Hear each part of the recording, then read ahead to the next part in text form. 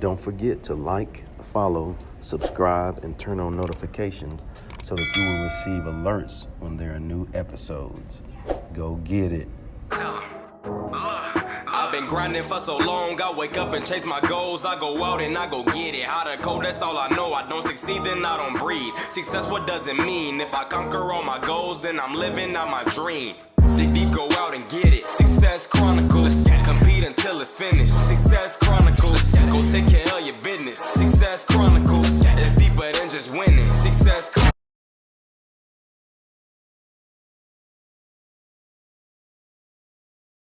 All right. There he is. What's up, everybody? We are here. I'm excited to have Donnie Henry with us. Mr. Donnie Henry, great guy, on this episode of the Success Chronicles. First off, I just want to say thanks so much for taking the time to interview with me. I've been looking forward to it. Yes, nice to be here. I'm honored. Yes, sir. Well, let's dive into it. If you don't mind sharing with the audience, a little bit about who you are and kind of track your life story till now. Well, I have several nicknames.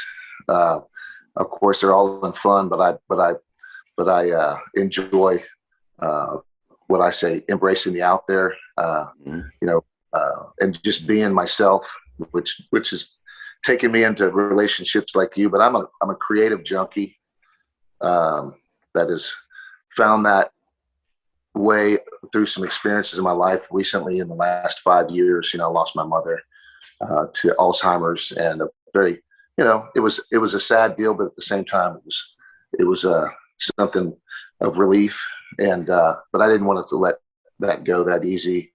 Mm-hmm. So I found the last several percentage points, if you will, of who I was as a person through that loss, and then some other somewhat traumatic experiences with relationship and what have you. But I'm a guy who has visions and sets forth to go get them. Yeah. And I'm also a very good at failure. So if anyone says, "Who's Donnie?" I said, well, he's definitely tried a lot of stuff, and he's fallen short on several things too. But that's ultimately made me who I am. And who knows? We'll just continue to see what direction that goes. I'm a salesperson. I'm an artist. I'm a people broker. I like all those things combined into one. Yeah. And I'm very determined, and I persevere at things. I've learned that in my 53 years that you can never quit. So I hope that defines who I am. That's kind of the way I see myself, and I don't want to get off those tracks because I know it's easy for life to swat you, regardless of who you are, and that includes me as well.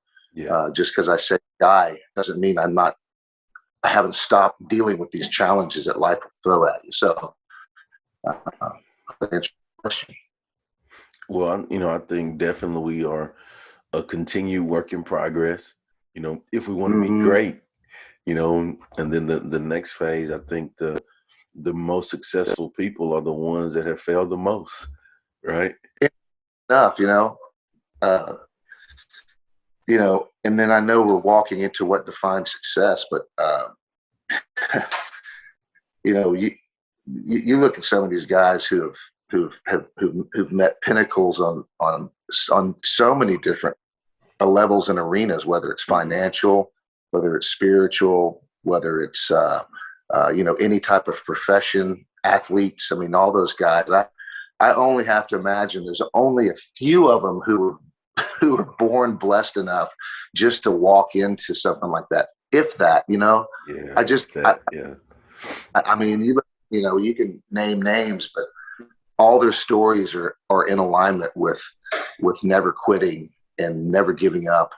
And, so that's that to me is that's your only choice in the matter. When you start, I had, when I was blessed with a son 15 years ago, I was not prepared for that at all.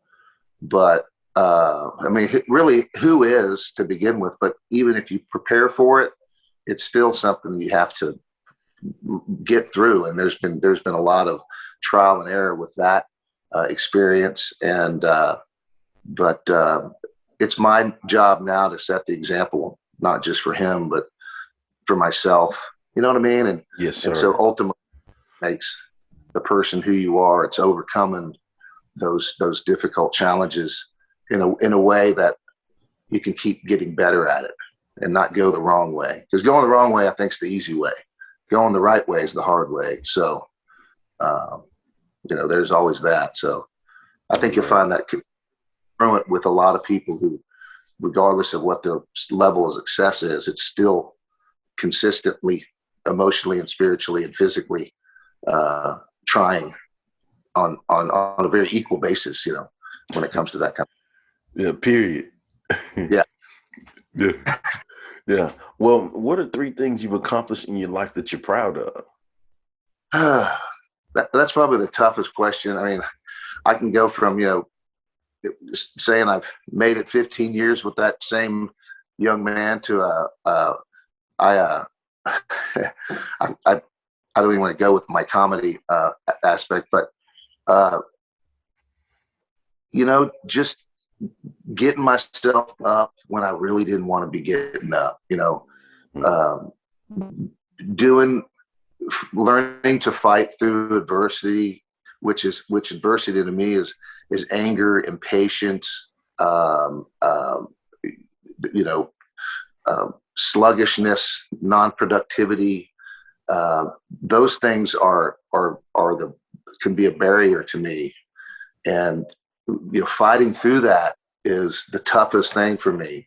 But I think I've gotten a point, and I like to, in sales, for example, when you're having a tough month or tough week or whatever, and I sell not just myself as a self promoter, but I sell art, I sell windows to a high-end market here in town. It's very competitive, to architects, and I just know that at my age, you can't quit when it's getting so difficult. And believe me, that's the easiest thing to do, is to say, I can't do this, and then enfold. But so as far as one of the successful things, I've gotten good at that, and that's been a lifelong experience that has gotten me into my 50s. And I wish I would have known this in my 20s, but maybe it was there. I just hadn't tapped into it.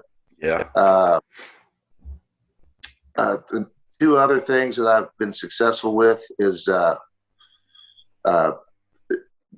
being able to bring people together, whether it's professionally or just, personally.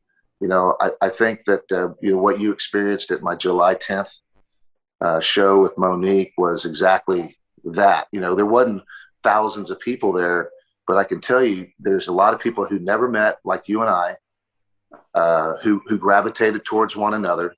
There was no politics. There was no argumentative topics of that nature, not just politics, but anything for that matter. I think it was people were hugging each other the first time they met each other. And that's pretty cool, And so my success, something I see that around me more frequently. It's interesting because it's more of the offspring of just my energy that I've created for myself with the help of outsiders. I have my you met Cindy. She's my partner in crime and partner in everything else for that matter. We work as a team. Mm-hmm. We have an amazing relationship, and that's been instrumental to where I'm at right now. Having folks like her come in my life at the right time, folks like you coming in. I mean, and vice versa. I hope I'm coming into your life as equal. And Monique is the same type of person. She's found her success at doing that. What did she tell me? She said, her comedy is now going to be her hobby. She loves bringing folks together. And you know what I'm talking about. If you've been around her long enough, she's got that energy. And I think those type of minds seek one another out. And when you do find that, mm-hmm. You're like, no, I'm a shot, because it feels right. You've gotten to a point in your life where what you hope what feels right and wrong.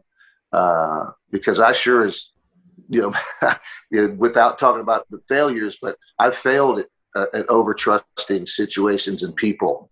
So that's what carries me to now. I still trust people, but I hope that I've learned over time that that's not always it doesn't work out all the time. So folks like you and I and Monique, and I can name a number of other people, you know, that's what I find success with is bringing those people together, regardless of what background they come from or what they do, how much money they got in their bank. I could give a rat's rear end. And that's not the currency I'm looking for. Remember, our wonderful friend mentioned currency and cash. Well, you know, it's not about the cash, it's about the currency, right? And ever since she said that, it really has resonated. I've had some pretty cool conversations regarding that, and everyone can relate to that. And it's definitely touching in the right way. So the third thing I find success with, I know I'm a little long-winded on the success thing. It's kind of funny because I don't have that many. But you know, is finding a niche that I completely feel comfortable with. You know, that's a lot of folks. I think most folks never get to find that avenue that they can just throw their hands up and say, this is it. No, stop me. I don't care what people think. You know, the peer pressure thing is long dead. You know, my peer pressure is nothing but pushing up and not down. You know, if you find that, whatever it might be, I mean, my dad just finished seminary school. He's 80 years old. Wow. He got on it, I believe. I forget the degree he got, but it's a pretty impressive deal. He did it online for, I think, 3 or 4 years. And that's amazing. I mean, yeah, he loves it. He's passionate about it. It makes him get up in the morning and makes him think of life differently, but it also gives them the success in that sense. Yeah. And so that's what I hope for everybody, because I know what it's done for me. You can't teach it. You have to wish it, and then ultimately the individual has to experience something that motivates in that direction. So. And I love it. I just, you know, just hearing you talk about those things, you know, it makes me think about like the experience, you know, you're talking about at your place, you know, it was just great people, great music, great art, you know, great relationships, great connections. And I think when you can have all of those things in one place, man, it's magical. Like you talked about, and nobody cares about nothing else, but just come on in, have a good time. You're welcome. We're going to hang out, meet one another, and do good things together. You know, and Cindy and I have done a handful of those type of events. Now that one was unique in itself because of, you know, the location and the intimacy and what have you. But we find that, you know, I'm finding, and I think you would agree, people need to get out and understand it's not hard to live again, man. I mean, turn the dang TV off.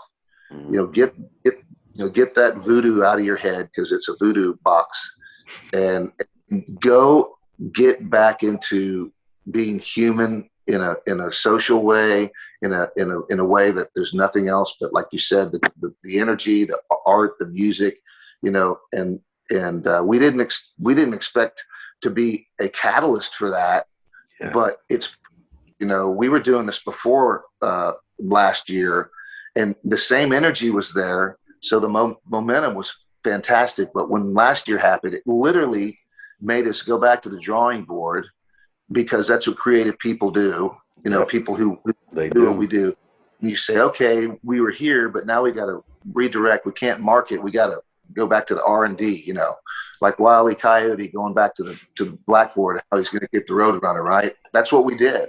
And so, man, oh man, it came out, you know, like that rocket on my wall, you know, and that's interesting. That rocket indicates that's the direction that, you know, we need to go as people and spirits and just in general, right?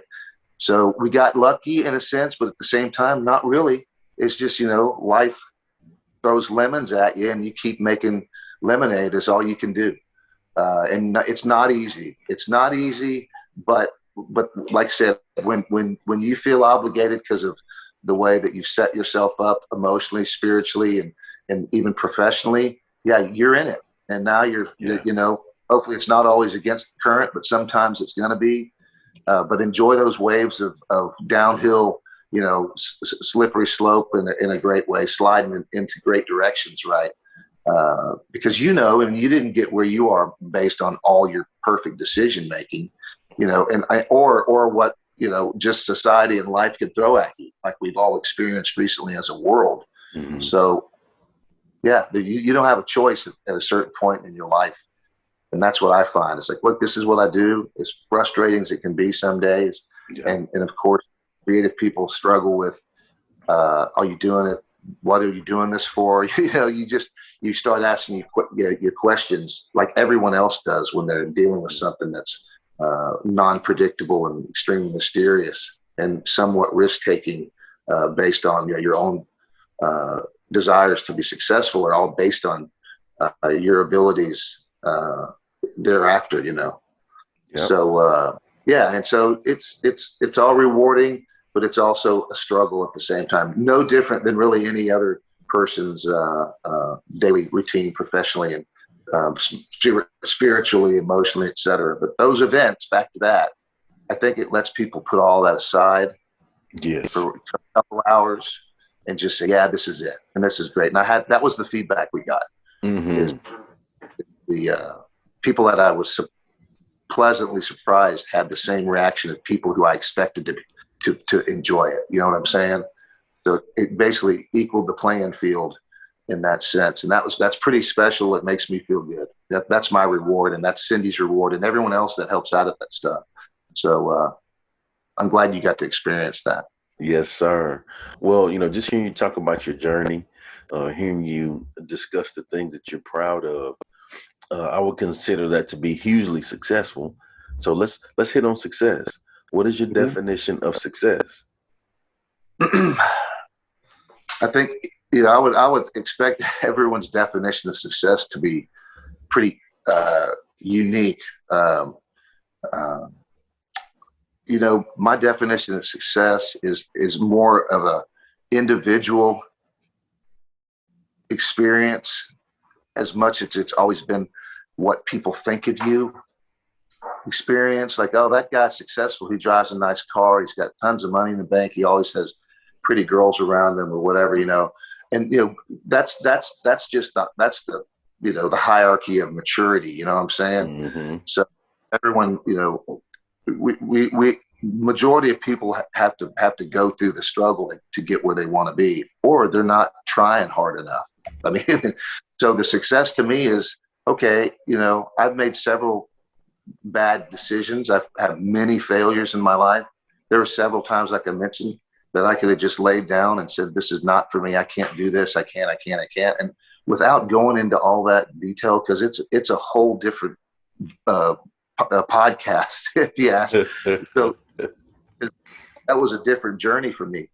So success to me is really feeling that you're getting on your track and you're going in the right direction, and you fought through all the diversity and the pain and the suffering, and you're finding your way in a sense that you can offer energy and positivity and influence, encouragement without opening your mouth, other than singing, maybe, right? So, or, you know, so, you know, artistically, you know, artists love to do something and speak without words, right? So if I'm able to do that, I mean, that's pretty successful to me. I mean, it means a whole lot to me. You know, I started to become an artist more full time after the loss of my mother. Like I said, you know, my place is called Studio Regina. It was called Hotel Regina, still kind of is, but it's all based around my mother, whose name obviously was Regina. And, you know, that was such an impactful thing on me. I had to do something, or I don't think I would have popped, you know, and, but the energy and the greatness and the blessings that it's put on other people is just, I mean, that is, that to me is a very successful offspring of what I'm doing. And I find that's something I'm successful at. I mentioned people broker. Well, there you have it. I've brokered a lot of new relationships. I know you're capable and probably continue to do that yourself. Monique's very successful at that. Mm-hmm. So, you know, it's finding your 100% self, because at that point, there's nothing else can stop you. There's nothing else going to stop you. And, you know, once again, not getting into how someone necessarily gets that, but it's a spiritual, it's a physical, it's a professional, it's a personal pinnacle. Yeah. That we all want. That to me is what success is. And then ultimately, when people come in and buy, they spend lots of money on my art, my personal stuff that I make. You know, you saw a lot of different art. You saw a bunch of mine were the big assemblage pieces. Mm-hmm. I help other artists. I basically gallery-like, people can come in and buy stuff, but I'm also a printer where I print the metal and acrylic pieces that are just fantastic. People love them. It allows people of all ages, not just the big expensive interest, to buy art. You know, my pieces are thousands of dollars in some cases, or even more. But I want to give the ability to 25-year-old people who have worked in the right direction, in a positive sense, who say, "Man, I love to buy that, but I can't afford $4,000. But I can afford $400." And I'll be honest with you, what we do in that print shop, it's like Willy Wonka with art. We're creating something very unique. It's tasty, it's touchable, it's sparkly, it's art. It's what people desire. They want a visual effect. So when people buy my art and I get to see it in their homes, that's another one. That's a huge feeling of success. When they want to take a picture of it with me, I'm like, wow, I know it's hard to believe, but I'm a pretty humble guy in a lot of ways. You know, I like to do song and dance and make people laugh and get excited. But that doesn't mean that I see something like that and ask myself, wow, why the heck would they spend that type of money? But you know what, they do, and it's flattering, and it is a feeling of success. And I think most artists, if not everyone, music, you know, if someone's listening to a song I wrote or someone else wrote, I mean, that's reward. It shouldn't be ever a financial reward. You know, it should be aesthetic reward, spiritual connection.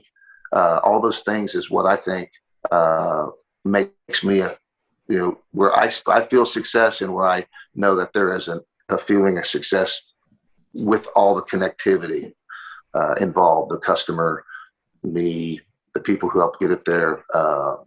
And that's a success to me. So, well, you know, just hearing you discuss those things, and I'm glad you kind of talked about your art and your music, because that was what I was going to make sure that we hit on as well, because I think it's all like, you're an eclectic guy, and I think all of the things that you're involved in, I think it's super tasteful. I think it's amazing. I think it's good stuff. And the reason behind that, you know, just in our meeting and being together, you know, not very often, but I see that it comes from a pure-hearted place. I would agree. Yeah. You know, and so when you do those things, I think, just like you've described several times in this interview, you know, great things happen for you. Great things happen for the people around you. You're able to help so many people around you. And it all stems from you just showing love, loving what you do, being grateful for the experiences and the opportunities. And so you talked about, you know, your art. If you don't mind, let's hit on some of the things that you are involved in, so that people that are seeing this or hearing this can reach out to you and get some of that art, or come check you out and see your shows. Like, man, it's amazing. Like, I experienced I experienced it, and I'm here to tell you, man, it was great. Yeah, well, I appreciate that. I'm going to get my glass to wet the whistle real quick. Yeah, do your thing. Yeah, you all right. Adult apple juice. So maybe it's grape juice made with some sort of fruit. Some kind of juice. But uh, no, like I said, I decided let me just back up. Let's just tell the quick story. It's been a little while, so I enjoy telling the story. I was married, I have my own son, and then another couple children we were raising in the family, and the relationship went sour, unfortunately. But during the last several months of my relationship, I thought it would be a good idea to tinker in my garage with some collectibles that I had, ticket stubs. I'd salvaged some posters from a flood in Atlanta from I guess at this point it's been about 12, 14 years since that flood happened. But I salvaged all those pieces from posters that I had as my childhood, musicians and what have you. So I built this piece called The Mothership in my garage, and it was quite a hit. It was my ticket stubs. You saw it. It's that big piece in my shop. It's called The Mothership, and it's on social media sites. It's really spectacular, archaic. It's almost a priceless piece to me because it's my tapestry. So I decided to make several more. You saw probably a handful of them in the shop. But what that did was it kept me busy and productive and away from toxicity. That was the time I was losing my mother. So I went through an intense renaissance period that it was really kind of on my own, unfortunately.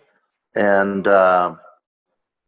art was a backdrop. It was kind of it was a catcher's mitt, a nice pillow for me to find some sort of solace given where I was in my life, and I understood that that's just where I was in my life. There was crossroads coming at me and had to make decisions. But the reason I ultimately did is because my mom always told me never give up your creativity. She always was probably, if no one else was confident in me being a creative person, she was always that person. Now there were other people, don't get me wrong, but she was the force behind the decision making and what I was experiencing to make that leap. And let me tell you, when you're late 40s and you've been in a corporate life, and I've always done pretty good. I'm a hard worker. I haven't always worked smart, but I've always worked very hard. That's a big leap to say I'm going to go be an artist. So with trials at some art shows in Colorado and what have you, I decided I'm going to do this because I sold a piece at Hotel Van Zant in Austin. Someone gave me $1,500 cash for one of my first 15 pieces. And I was like, wow, that's incredible, And so I kind of got the bug, and it's probably been the hardest job I've ever had, is to build and sell art. People think, oh yeah, no. It's you have to be able to market and do it like any other business, right? So fortunately, I did have the marketing background. I did have the wherewithal to knock on doors and to make it happen and to get involved in the network and market and brand myself. My hat and glasses is my brand. I call myself the raconteur of art because my art tells stories. Like a raconteur is the one who spins tales, and that's my nickname or my moniker. It fits beautifully. It's the brand, and it explains a lot what I do without a lot of explanation. So the art is something that's taken several different directions. I ended up buying a print shop. You saw the printer, the big cat with the big cat logo on it. That's called a big cat. It prints on anything. I saw the opportunity to blend that into my assemblage type artwork that I built. I'm a former home builder, okay? Wow. So I love to build. Having customers breathing down your back was never pleasant to me, right? So art gives me the ability to build without, with full creativity licensing. Like I get to make the decisions with someone else's interest.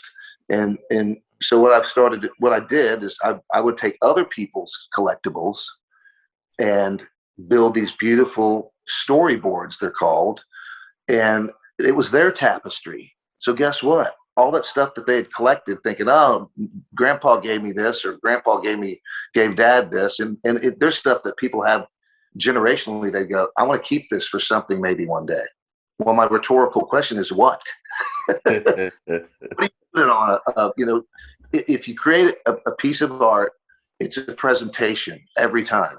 A painting, anything you build, a house is a presentation of an effort, right? So this art presented somebody's life without words, like I mentioned that before, right?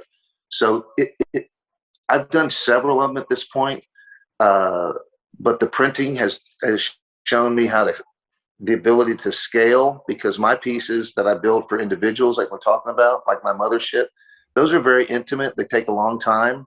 And at this point, they're not cheap, because I know the value it brings the people. I know the value that I need to make it happen, because it does take a lot of time. But man, when they're done, they look amazing. So what I did with the print shop is I said, and you saw the pieces, the metal and acrylics of several different artists in there. People absolutely love them because they're affordable and they're super artistic and they're beautiful. You can do all sorts of fun stuff with them. So there's our scalability with that print shop, right? So the art's kind of bifurcated, intricate, intimate stuff that I do assemblage pieces with memorabilia, into the scalability of printing new light canvases on metal and acrylic. And then the fusion of all that stuff, I can use it on anything, right? So art has really been driving, just being creative and trying stuff new and making mistakes and adjusting because you made a mistake. And that's pretty common. You know, darn it, I should, but I guess I have to.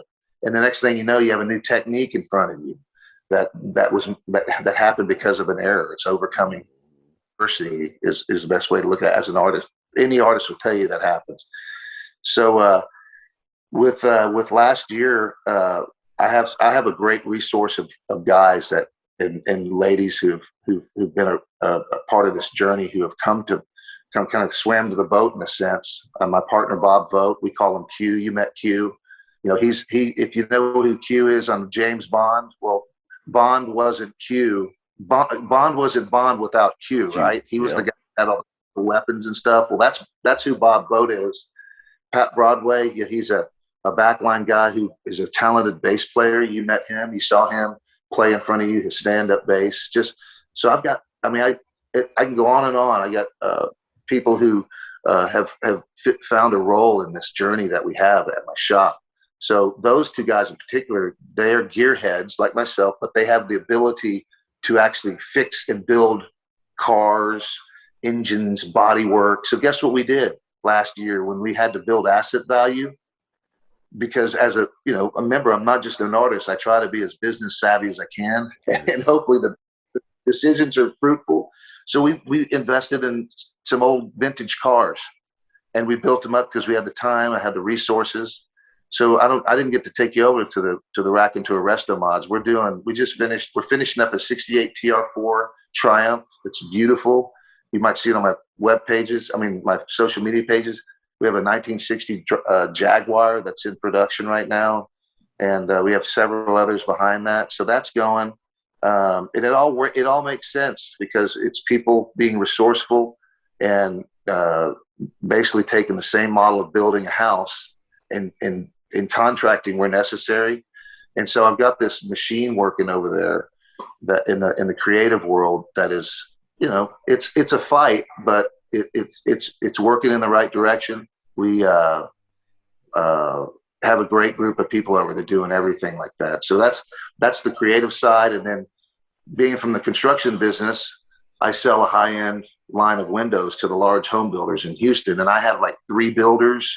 They pay my bills and then some with the revenue I get from those guys. Mm-hmm. It's like not wanting to leave the construction business because I enjoy it so much, but getting in and out being a window vendor. And it's great. That's a nice paycheck for me. Takes care of my family as much as possible. And so I got a lot of plate spinning, I like to say, but it's fun for me, but it's also a lot on my plate. So there's definitely potential chaos on occasion. You know what I mean? But I think you enjoyed that.